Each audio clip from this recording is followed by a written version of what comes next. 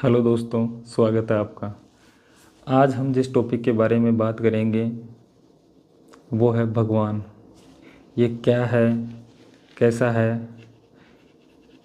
पिछले 2000 सालों में इसका जवाब पूर्णतः तो किसी को नहीं मिला, पर फिर भी ये चर्चा में उस रूप में और इतने बड़े ओहदे और लेवल पर बना रहता है कि कई बार या अधिकतर लोगों के जीवन का एकमात्र मकसद यही है कि मैं ईश्वर को जान लूँ। तो क्या वह इतना अहम है कि उसे जाना ही जाए? क्या इतना ज़रूरी है कि उसे जाने बगैर काम नहीं चल सकता? और अगर जानने की कोशिश भी करे तो क्या जाना जा सकता है? इस तरीके के कई सवाल हैं जो मार्केट में चलते हैं। कुछ लोग इन सवालों से भ्रमित करते हैं और तरह तरह से आप लोगों का फ़ायदा उठाने की कोशिश करते हैं। तो क्या सवाल ये बनता है कि मैं जानता हूँ? पता नहीं, पर इस पे चर्चा करना ज़रूरी है, क्योंकि जानना ही एकमात्र प्रक्रिया है कि आप क्या जानते हो। मानना अलग चीज़ हो गया कि आप क्या क्या मानते हो। आप वह सब कुछ मानते हो जो अभी तक सुने हो और समझे हो, लेकिन आप जानोगे वही जो आप कुछ खोजोगे, कहीं जाओगे, जो बिना सुने भी और बिना समझे भी आप कई चीज़ें हैं जो जान पाते हो जब आप ट्रैवल करते हो, जब आप लोगों से बात करते हो, जब आप तरह तरह के पेड़ पौधे जीव जंतु देखते हो।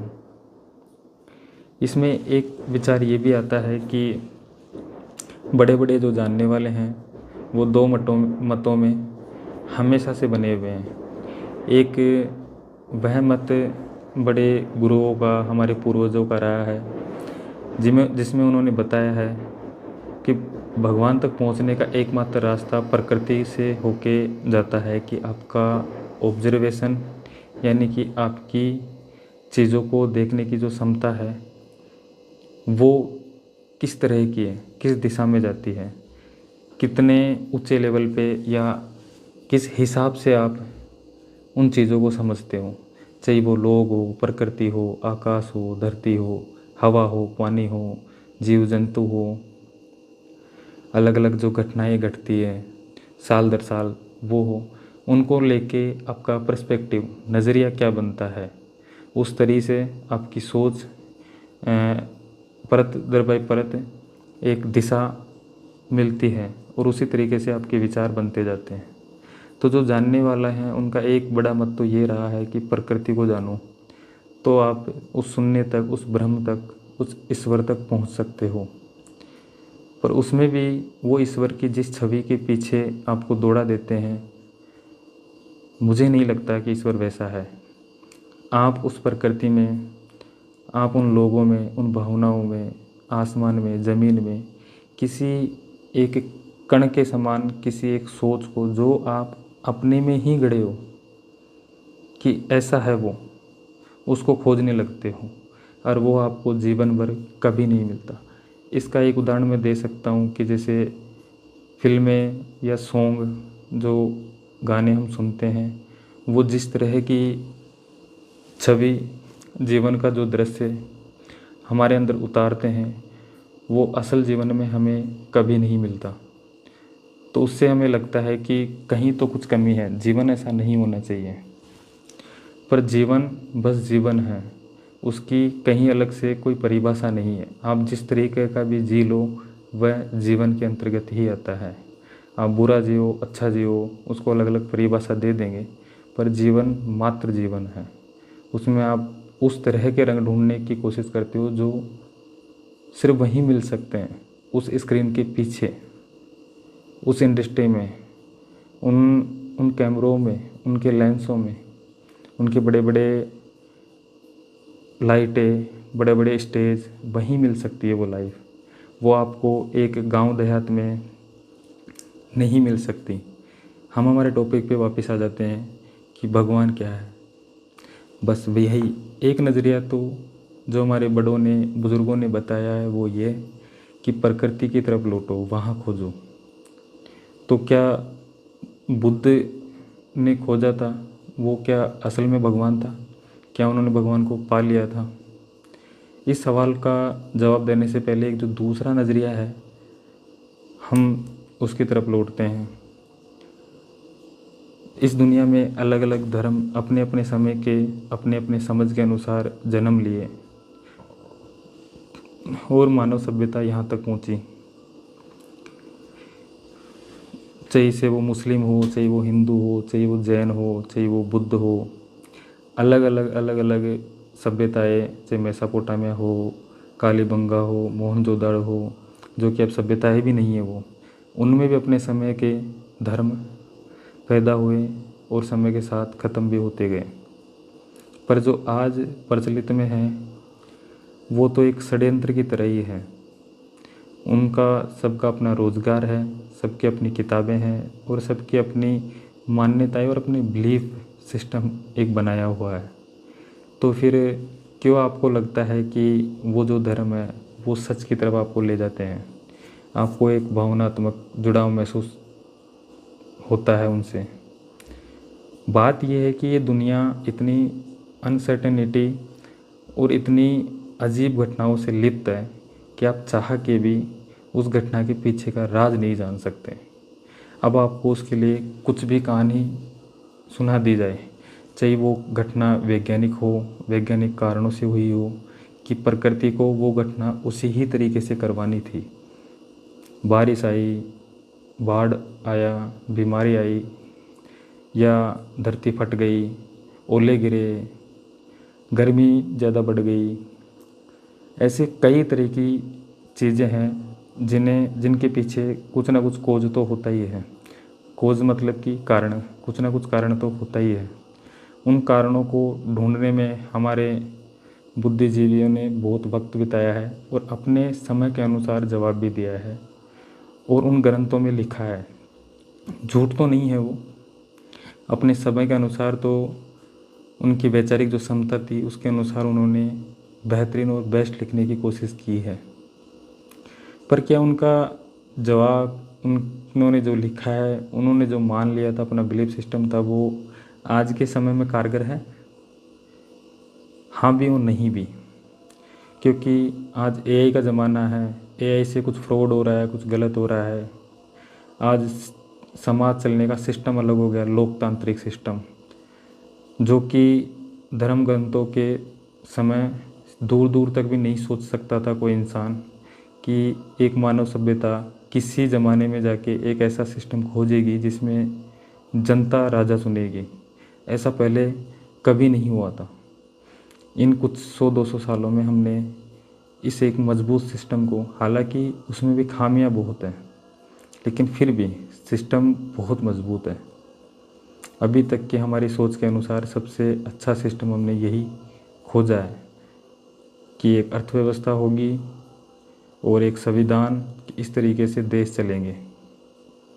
फिर हम हमारे टॉपिक पे आ जाते हैं कि भगवान क्या है। फिर इसका कोई स्पेसिफिक उत्तर देने से पहले, क्योंकि मैंने ये कई अलग अलग किताबें पढ़ी, कई महात्माओं को पढ़ा, धर्म ग्रंथ भी पढ़े या कुछ तक पहुंचने की मैंने कोशिश की, उन विद्वानों को खंगाला, पर मुझे जो एक जिज्ञासा है, जिज्ञासाओं का भी अपना एक लेवल है, आप में क्या जानने की, और वो जिज्ञासा किस स्तर की है। आप कहाँ तक अपने मन को, अपने दिल को बहलाने के लिए भटक सकते हो। कोई जल्दी ठहर जाता है और कोई अंत तक भटकता रहता है। गौतम बुद्ध को जब मैंने पढ़ा तो उनकी यात्रा काफ़ी लंबी चली, 6 साल है, पर वो 6 साल वैसे नहीं थे। किसी के 60 साल किसी आश्रम में कट सकते हैं, समय से खाना खाते हुए, समय से मूर्ति को धोते हुए, या बाबा के रोज़ चरणों में बैठ के 60 साल निकल सकते हैं। पर एक सिर्फ और सिर्फ उस मर्म को खोजने के पीछे, उस रस को पाने के लिए कि क्या है भगवान, उसके लिए 6 साल बिता देना भी 600 सालों के बराबर या उससे भी ज़्यादा है। तो एक तो वो पद्धति है कि क्या उन्होंने फिर खोज लिया था? नहीं, पर उन्होंने इतना जान लिया था कि प्रकृति जैसी है वैसी ही है। क्योंकि अगर वो भगवान खोज पाते तो ये जवाब दे पाते कि सृष्टि कितनी बड़ी है, हम क्या है, जीवन क्या है। इससे भी बड़ा जवाब ये है कि प्रकृति कहाँ तक है, कितनी बड़ी है। इसके जवाब में कोई कितना भी कह दे कि ये बहुत है, अथाह है, इसका कोई अंत नहीं है। क्योंकि मेरे दिमाग में जो सबसे पहला और क्रिटिकल सवाल जो जन्मा था, उससे पहले शायद कोई भी ऐसा मजबूत सवाल नहीं जन्मा। जब मैं शायद बहुत छोटा रहा होगा तब यही था कि इस दुनिया का अंत कहाँ है। वो मैं अभी तक भी इससे बड़ा सवाल मेरे जीवन में नहीं खोज पाया। बनाने वाला कौन है, वो कैसा दिखता है, वो छोड़ो ना। पहले ये देखो ना कि ताजमहल को आप पूरा तो देख सको। आप उसकी एक खूबसूरत दीवार को देख के, आप उसके धरातल पे फर्श पे बैठ के, किसी एक गुम्बद को निहार के बस ये कहते हो कि वाह कितना सुंदर है, किसने बनाया, किसने बनाया। पहले उस बिल्डिंग को तो मैं पूरा देख पाऊँ, दम में ये देख पाऊँ कि ये कितना विशाल है। फिर मेरा जो नज़रिया है देखने का कि इसको बनाने वाला उससे भी ज़्यादा विशाल रहा होगा। उसका सोचने का, उसका जानने का पर्सपेक्टिव, उसका नज़रिया। मैं जितना सोचता हूँ कि भगवान ने सृष्टि रची ना, जब आप सृष्टि को देख लोगे तब आप उस चीज़ के पीछे भी तो दौड़ोगे ना कि वो जो बनाने वाला है वो कितना हिम्मत रखता होगा, उसके पास कितनी शक्ति होगी, कितना उसके पास मैटर होगा, क्या चीज़ थी जिससे उसने इसको बुना, इससे बनाया। पर इस सवाल का जवाब शायद मुझे कभी नहीं मिल पाएगा। मेरी खोज अभी भी जारी है, पर मैं ये भी जानता हूँ उससे क्या है कि एक संतुष्टि और खोज दोनों का लेवल बना रहता है। मैं ना तो पूर्णतः पागल होना चाहता और ना सिर्फ किसी के दिए गए झूठे या इर्द गिर्द जवाबों से संतुष्ट होना चाहता। अपनी क्यूरियोसिटी में भी बना रहना चाहता हूँ और मैं पागल भी नहीं होना चाहता। लेकिन फिर मैं ये वीडियो क्यों बना रहा हूँ, आपको क्या समझा रहा हूँ इसके ज़रिए। आप इसको देखोगे, आधा घंटा 1 घंटा बैठोगे और इसके जैसे तो नहीं, पर इसी स्तर पे, इसी टॉपिक पे कई वीडियो ऑलरेडी अवेलेबल है। और आज इंटरनेट के दौर पे सूचनाएं इतनी तेज़ी से प्रसारित हुई है कि गांव-गांव तक भी बच्चा हो, बूढ़ा हो, महिला हो, कोई भी हो, उन तक सूचनाएं बहुत तेज़ी से पहुंच रही है। वो चाहे साइंस की हो, चाहे भगवान की हो, धर्म की हो। क्योंकि कुछ सालों पहले तक हमें यही नहीं पता था कि किस महाद्वीप के किस देश में किस जनजाति के पास कैसा रहन सहन है। हम तो पूरे हिंदुस्तान को भी नहीं जानते थे कि किस स्टेट में क्या भाषा बोली जा रही है। बेशक जो यूपीएससी और अच्छी पढ़ाई कर रहे हैं वो ठीक ठाक इस तरह की जीके पढ़ लेते हैं, उनको पता था। पर सिर्फ जीके से ही हम समझ पाए, मतलब रीलों से ही और इंटरनेट के माध्यम से जो सूचनाओं का इतना तेज़ी से प्रसार हो रहा है, उससे कई लोग और कहीं स्तर पर जागरूक हो पा रहे हैं। वो राजनीति के स्तर पर जागरूक हो रहे हैं, वो शिक्षा के स्तर पर जागरूक हो रहे हैं, वो अपने रोज़मर्रा के जीवन को लेकर जागरूक हो रहे हैं। किसके रसोई में खाना बनाने का क्या सिस्टम था, किसके सोने का क्या सिस्टम था, रहन सहन का क्या सिस्टम था, वो हम ग्लोबली एक दूसरे का जान पा रहे हैं। वो ट्रांसपेरेंसी इतनी तेज़ी से आदान प्रदान हो रही है कि एक अमीर आदमी का रहन सहन क्या है और गरीब आदमी का रहन सहन क्या है। उससे क्या होता है, चीज़ें सुधरती है। हम होड़ों में ही सीखते हैं। जो आदमी हमसे मजबूत होता है हम हमेशा उसकी तरफ ही देखते हैं। इसीलिए तो आप देखिए कि सिक्योरिटी या सुरक्षा का इतना बड़ा खतरा हमेशा ही हमारे जीवन में बना रहता है कि हम कितने भी पैसे कमा लें, हम अपने आप को कितने ही मजबूत बना लें, कितना ही अच्छा घर हो, गाड़ियाँ हो, बैंक बैलेंस हो, उसके बाद भी वो जो सिक्योरिटी है उसका मर्म कभी हम खोते ही नहीं। हम खुद को और ज़्यादा मजबूत बनाने के पीछे हमेशा दौड़ते रहते हैं। क्यों? क्योंकि हम हमारे से नीचे वाले को कभी नहीं देखते। हमें हमेशा खतरा उनसे बना रहता है जो हमसे ज़्यादा मजबूत है। कई महात्माओं ने तो ये भी कहा है कहीं कि अपने छोटों को देखते रहो और अपने आप को खुश रहो। हाँ, बात झूठ तो नहीं है, सही है। अपने से नीचे वर्ग को देख लो, आप किसी भी चीज़ में चाहिए, वो जिन जिन चीज़ से आप दुखी हो उसको मिटाने का सबसे आसान तरीका एक ये भी है कि आपसे ज़्यादा दुख जिसके पास है आप उसको थोड़ा ऑब्जर्व करो, तो आपका दुख खत्म हो जाएगा। पर हम हमारे टॉपिक पे फिर से आ जाते हैं कि भगवान को क्या किसी ने खोज पाया है? नहीं पता। इसकी परिभाषाएं अलग अलग है, सबके अपने हिसाब से हैं। पर दिक्कत यहाँ है कि कुछ परिभाषाएं ऐसी है कि जिससे एक सामाजिक व्यवस्था की ऐसी की तैसी हो जाती है। कुछ मान्यताएं इतनी क्रूर और इतनी आतंककारी होती है कि वो सामने वाले इंसान को, जानवर को, महिला को, किसी को भी नहीं बगसते हैं, ना वो प्रकृति को बगसते हैं। कुछ धर्मों में नदियों को इतना प्रदूषित कर दिया है क्योंकि उनकी मान्यता थी, बिलीफ सिस्टम था। आपका सवाल जायज़ है कि जब भगवान को किसी ने नहीं देखा तो फिर चीज़ों को वैसे चलने दो जैसा वो समझते हैं और वो मानते हैं। पर ये भी एक गलत पैटर्न हो जाएगा। हमें ग्लोबली सोशलाइज एक सिस्टम समझना पड़ेगा कि दुनिया के स्तर पर जो सिस्टम सबसे कारगर है, जिससे हम खुद को भी नुकसान नहीं कर रहे, आसपास के लोगों को नुकसान नहीं पहुंचा रहे, जीवों को नुकसान नहीं पहुंचा रहे और मूलतः प्रकृति को नुकसान नहीं पहुंचा रहे, उस सिस्टम को हमें अडॉप्ट कर लेना चाहिए। उसके बाद में ये जो तांत्रिक विद्या या वो जो चीज़ें हम अभी तक नहीं समझ पाए हैं, दिमाग की वो बीमारियाँ, क्योंकि जब मैं इस सब्जेक्ट पे या इस टाइप का वीडियो बनाता हूँ तो उसके कहीं मर्म और कहीं मतलब निकलते हैं। मुझे नहीं समझ में आता कई बार कि मैं आपको क्या बोलूँ, क्योंकि मैंने कुछ चीज़ें जानी और मैंने समझा तो दिमाग उस लेवल पे मत जाता है, दूध में से, दही में से उस लेवल पे मत जाता है कि कई बार आप आदमी कुछ नहीं बताने का स्थिति में पहुंच जाता है कि उसे नहीं लगता है कि कुछ बताना ज़रूरी है किसी को।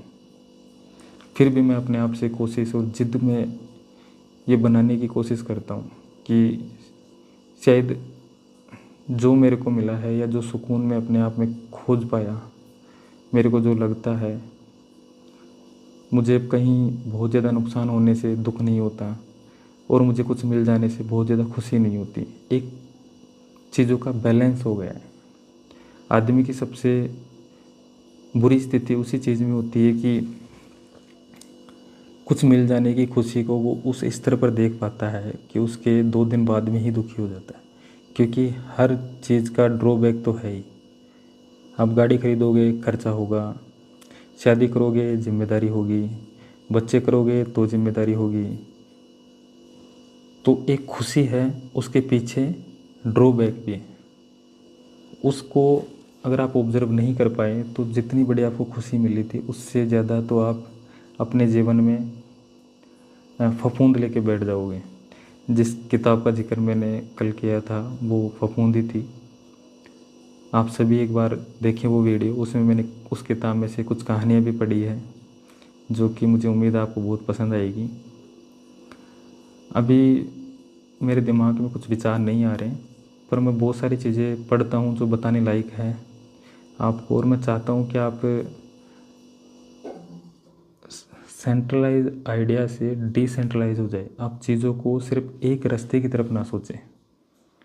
बड़े बुजुर्गों ने बहुत चीज़ें उटपटांग बताई है, बेशक उनके हिसाब से ठीक ही होगी, मैं उसका कोई कटाक्ष नहीं कर रहा, पर अब जिम्मेदारी हमारे पे है। हमें सीखना है और इस जीवन को, इस दुनिया को, आसपास के एनवायरनमेंट को हम उतना बेटर बना पाएँ कि अगर मुझे फुर्सत मिली है वीडियो बनाने की और आपको फुर्सत मिल रही है इस वीडियो को देखने की, तो कम से कम ये सुविधा उन लोगों के पास पहुंच पाए जिनके पास वक्त नहीं है, क्योंकि ये सब बातें फालतू की है और ये चीज़ फैक्ट है। ये विचार पहली बार तब आता है जब आदमी का पेट भर जाता है।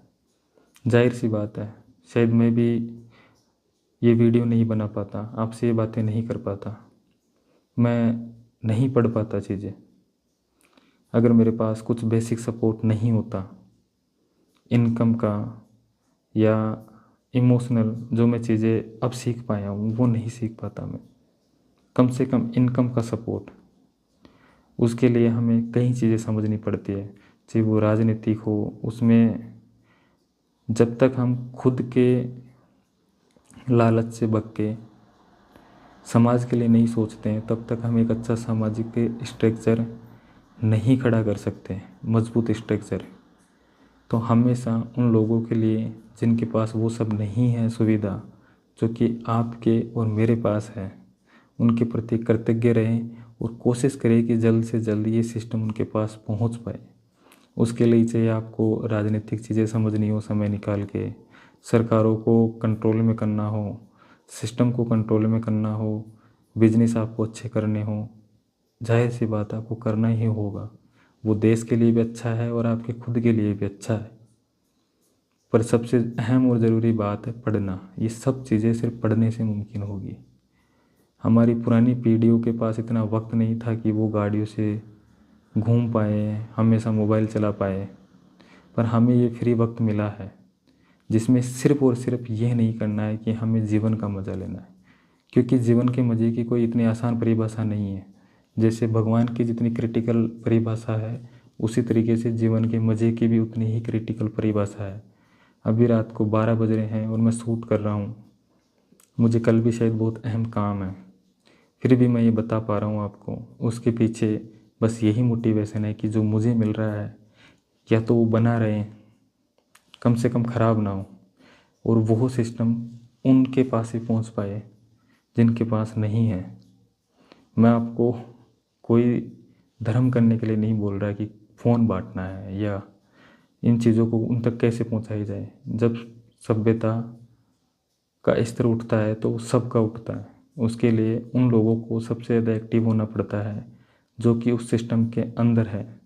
जिनके पास फ़ोन है वो वीडियो बना सकता है, वो लोगों को जागरूक कर सकता है, वो चीज़ें सिखा सकता है। सिर्फ उन लोगों की बुराइयां करने से कुछ नहीं होगी। इसीलिए मैंने वीडियो में एक बार भी ये नहीं कहा कि आप गलत कर रहे हो, आप गलत समझ रहे हो, आपको भगवान नहीं मानना चाहिए, क्योंकि मैं नहीं कह सकता। जब तक मैं नहीं बताऊंगा या जिनसे मैंने सीखा अगर वो मुझे नहीं बताते तो मैं आपको नहीं बता पाता।